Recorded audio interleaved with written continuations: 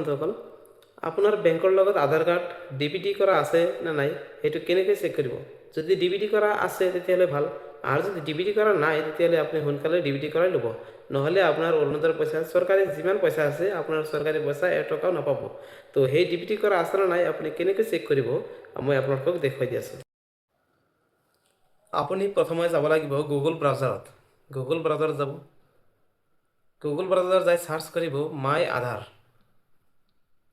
আধাৰ UIDAI এইটো search কৰিব। Search কৰাৰ পিছত যেটো ওপৰত অপশ্যন দেখিবলৈ পাইছে আধাৰ মাই আধাৰ এইটোত আপোনালোকে ক্লিক কৰিব।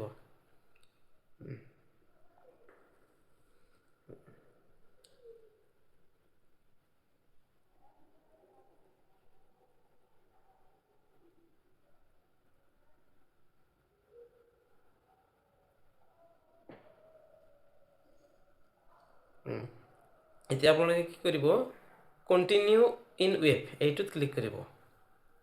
এইটোত ক্লিক কৰিলোঁ, তাৰপিছত আপোনালোকে লগইনত ক্লিক কৰিব। লগইনত ক্লিক কৰিলোঁ,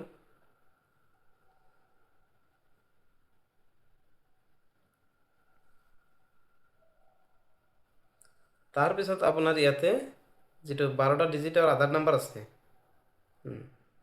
ইয়াতে বহুৱাই দিব আপোনাৰ আধাৰ কাৰ্ডৰ নাম্বাৰটো। মোৰ নাম্বাৰটো বহুৱাই দিলোঁ।